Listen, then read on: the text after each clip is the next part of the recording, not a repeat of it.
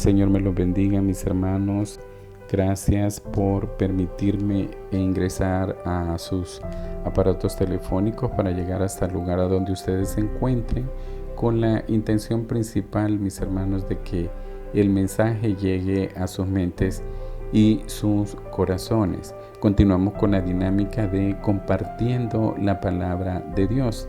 Dinámica que surge, mis hermanos, precisamente de lo que el apóstol Pablo expresó a la iglesia de Roma, y vemos como en capítulo 10, versículo 17, el apóstol expresa: así que la fe es por el oír, y el oír por la palabra de Dios.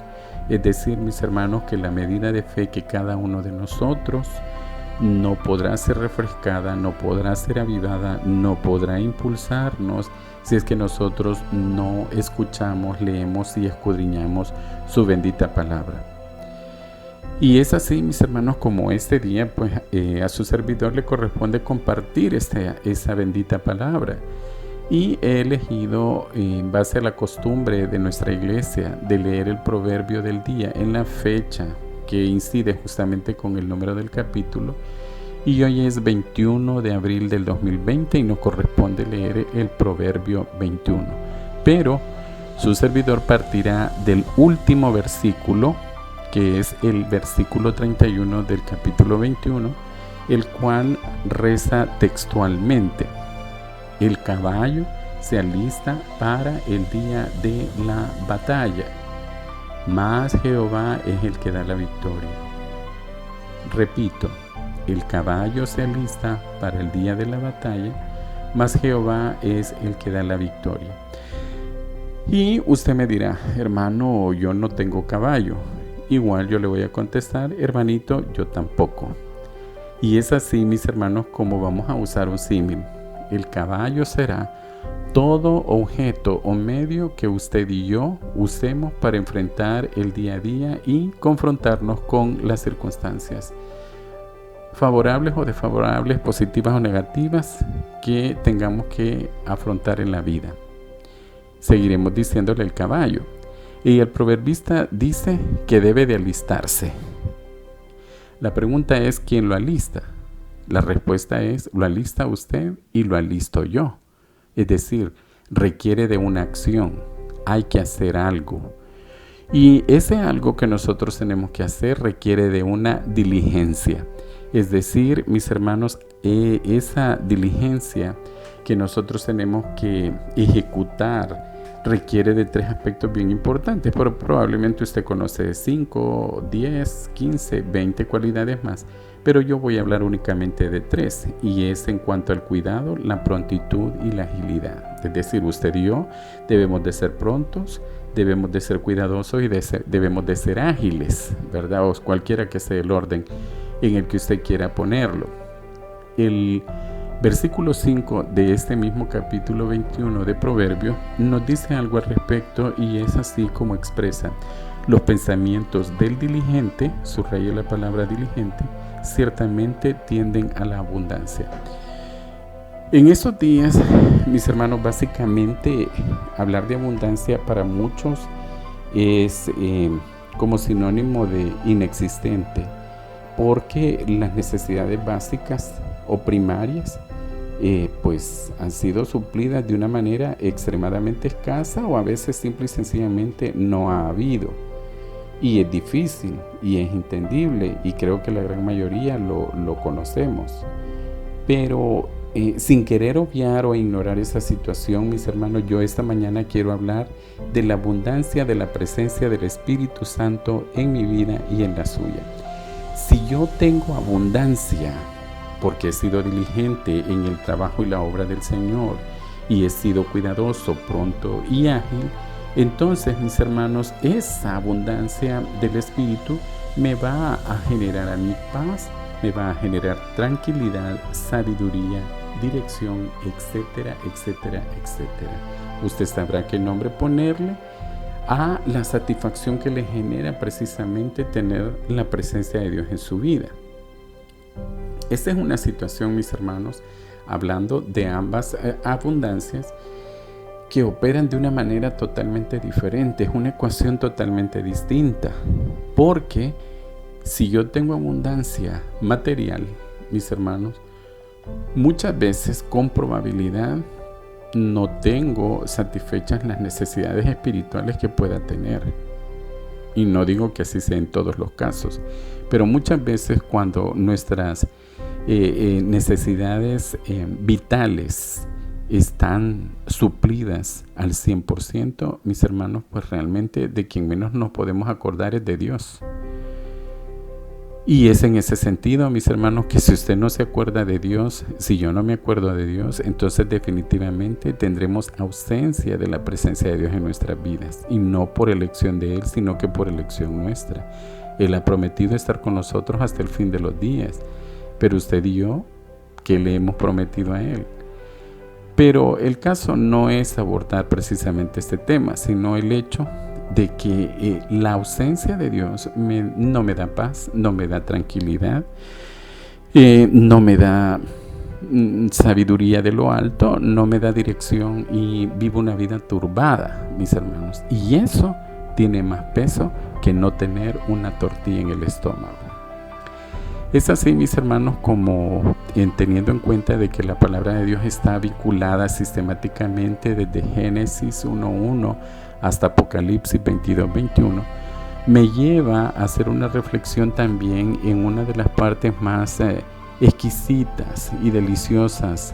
Yo le llamo así a la palabra de Dios porque me deleito en ella y espero de que usted así lo haga, y si no lo ha hecho, este es el día cero para que pueda empezar a saborear la palabra de Dios, palabra por palabra, letra por letra, para poder comprender el mensaje de Dios. No hay otra forma de poder efectivamente digerir lo que Dios tiene para cada uno de nosotros, en sus promesas, en sus reglas, en sus mandatos, en la bendición misma que es tenerlo como Señor y Salvador de nuestras vidas. Pero vámonos entonces a esta porción maravillosa, y quiero irme más específicamente al versículo 13 del capítulo 6 de la carta que también el apóstol Pablo escribió a la iglesia de Éfeso. Y el texto dice literalmente: por tanto, hacemos una pausa. Por tanto, el por tanto, mis hermanos, en unas resoluciones seculares es la sentencia que un juez emite. Entonces me encanta esta parte porque esto lo que está reflejando es la autoridad de Dios. Es una resolución judicial que demanda obediencia de su parte y de mi parte. Y la orden, mis hermanos, es tomar toda la armadura de Dios. Allá nosotros en el versículo 31 vimos que la orden que se nos está dando es de que se aliste el caballo. Pero también es importante que yo tome la armadura de Dios. Y vea bien, es toda la armadura, no es un pedazo de armadura, sino cada una de las partes que componen esta bendita armadura. Y es la armadura de Dios, no la suya ni la mía, porque muchas veces nosotros hemos creado armazones o muros alrededor de nuestras vidas, por las circunstancias de nuestra niñez, por el contexto familiar en el que nos tocó desarrollarnos, por el ambiente donde nosotros vivimos, por los lugares donde nos educaron o donde no nos educaron. Usted sabrá qué es lo que lo ha llevado a hacer un mecanismo de defensa, mi hermano. Pero estas situaciones no nos permiten avanzar y muchas veces nos paralizan. Por eso el Señor fue enfático en decir mi armadura, esa armadura de Dios. Pero no es caprichoso de parte de Dios el hecho de que usted se ponga una armadura, que yo me ponga una armadura, sino que cuando Él nos da esa resolución, mis hermanos, tiene un propósito. Y en el mismo versículo usted lo encuentra, si es que tiene a la mano su Biblia, y si no, pues tendrá el tiempo de poder ir a hacer una reflexión más adelante en este día. Y dice: para que podáis resistir en el día malo. Veamos, hay un propósito. El propósito es que yo pueda resistir en aquel día malo. Allá en el versículo 31 se nos dice que el caballo se alista para la batalla. Eso quiere decir de que la batalla está garantizada para usted y para mí. En esta porción de la palabra se llamaría malo. Y hemos hablado muchas veces sobre este tema. Y una de las características muy especiales de este día malo es que no dura 24 horas. ¿Cuántos días llevamos ya de la famosa pandemia, de la famosa cuarentena? Y llámele usted como usted quiera llamarle. Y no va a terminar cuando termine la cuarentena, va a terminar cuando Dios diga, porque Él ya cumplió su propósito al permitir que esto llegue a nuestras vidas. ¿Estamos claros con eso? En ese sentido, mis hermanos, es importante que también continuemos leyendo el texto. Y dice, para resistir el día malo, y habiendo acabado todo. Esa es la bendita esperanza. Por cuando dice, y habiendo acabado todo, eso implica, mis hermanos, que el día malo también, no obstante, no dura 24 horas, pero tiene fecha de caducidad. Su problema, el que sea, que espero que solamente sea el COVID-19 y no otro más, pero así, si así fuera, y si el COVID-19 tampoco es su problema, mi hermano, sino otro, que usted sabrá qué nombre le va a poner, tiene una fecha de caducidad, mi hermano. Ese día va a terminar, porque Dios quiere glorificarse en su vida y en la mía, pero es necesario, tal y como lo está diciendo, que nosotros pues nos pongamos, tomemos, dice la palabra, toda la armadura de Dios. Ahora, la pregunta es, mi querido hermano, si usted y yo conocemos cuál es la armadura de Dios. Y usted me dirá, sí, ya lo han predicado ahí en el tabernáculo, en cualquier iglesia donde usted se congrega, o lo he oído en la radio, en otras predicaciones, o pues yo soy inscrito en tal curso, etcétera, etcétera, etcétera.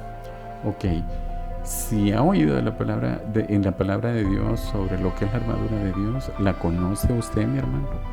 Y conocerla no es haberla visto alguna vez, porque eso me lleva a otra pregunta. Hermano, ¿usted se ha puesto la armadura de Dios alguna vez? Y voy a ser un poquito más incisivo, mi hermano. Y si se ha puesto la armadura alguna vez, ¿por qué se la volvió a quitar?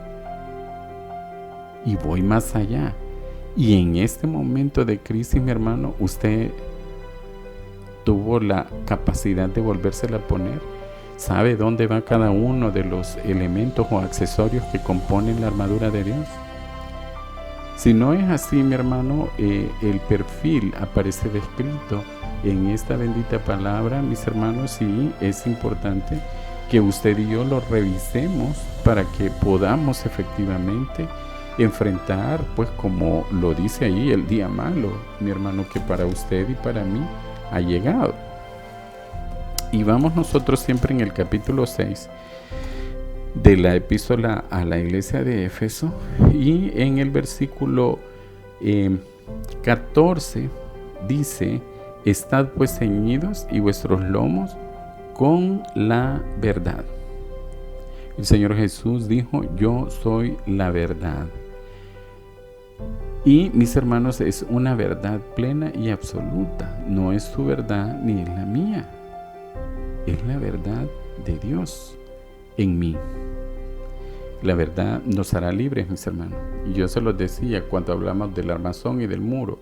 Las armazones y los muros nos pesan, no nos dejan avanzar, nos oprimen, nos mantienen encerrados y nos paralizan muchas veces.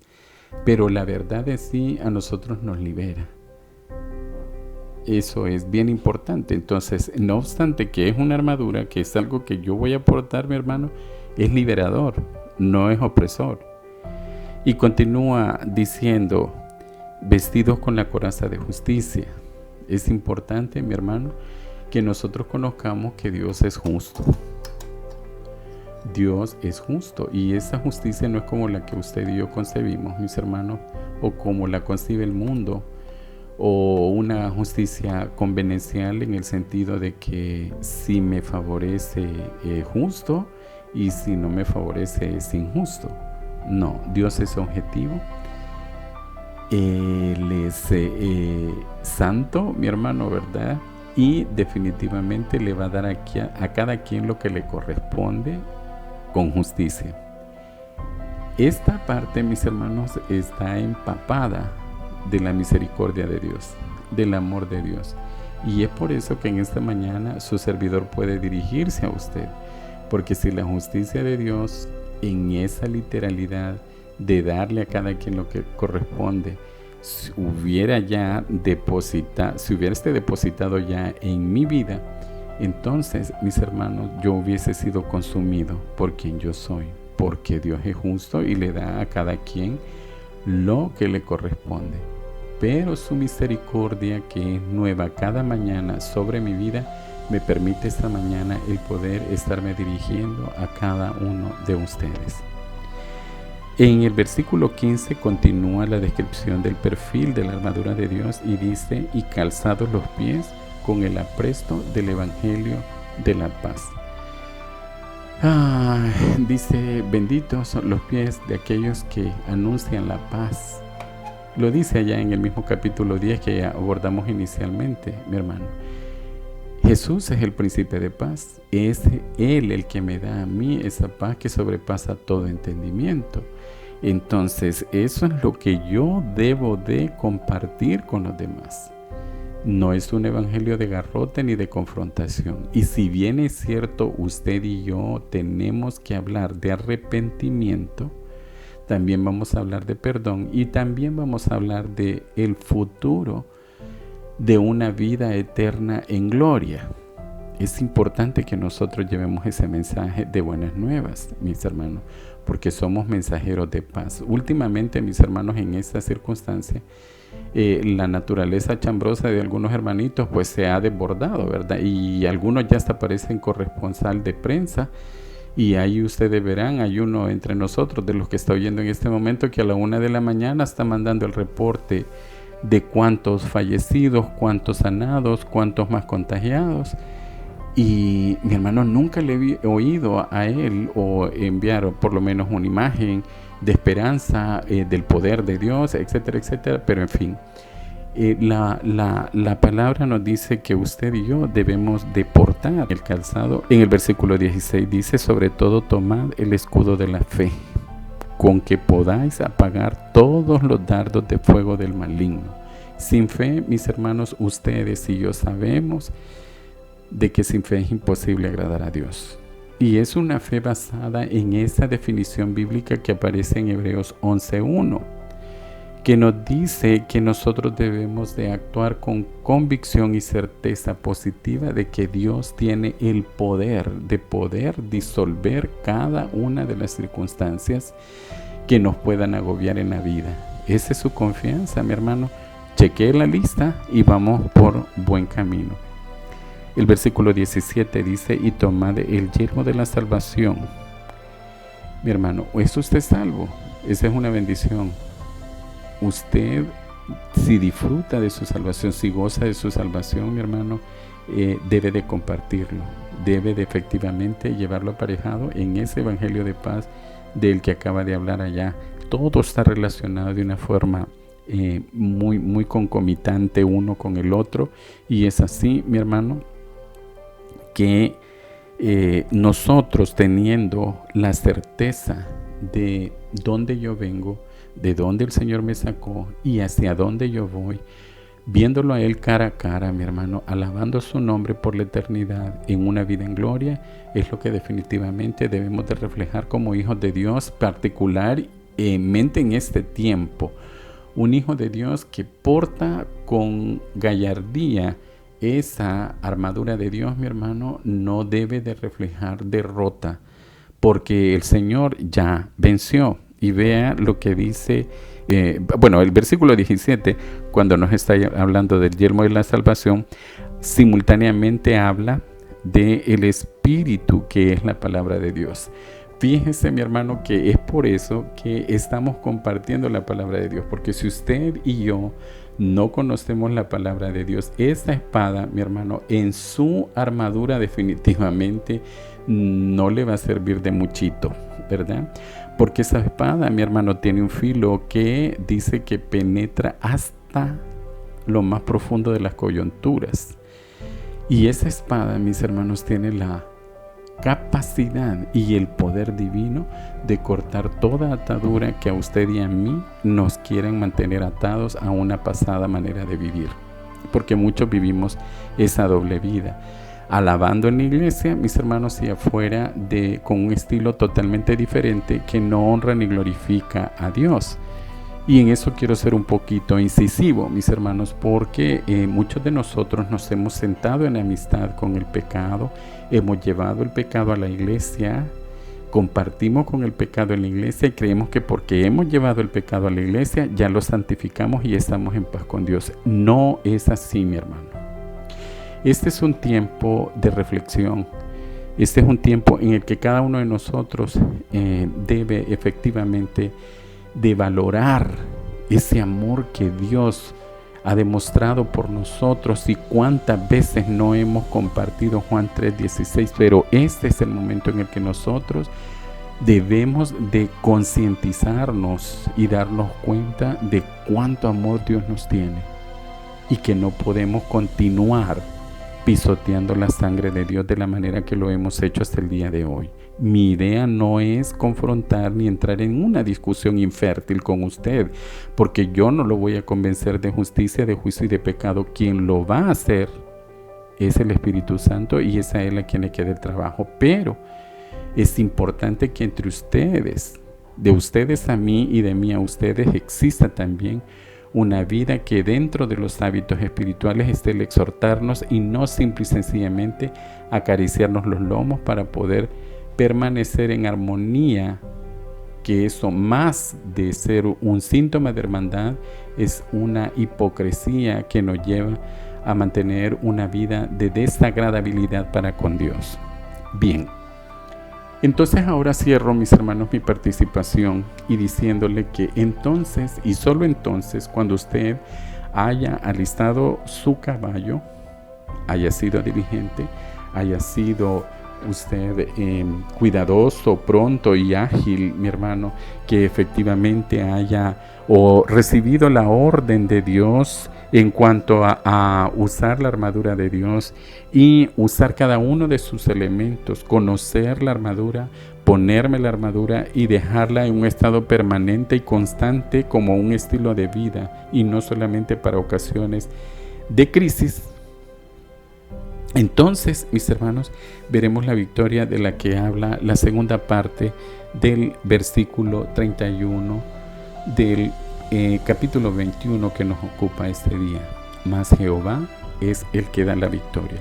Usted podrá alistar el caballo, mi hermano, pero es necesario que también se aliste usted. Es necesario que yo también me aliste para ir al campo de batalla. Probablemente no para pelear, sino para ver cómo Dios se glorifica en la vida de cada uno de nosotros. Que el Señor me lo bendiga y muy buenos días.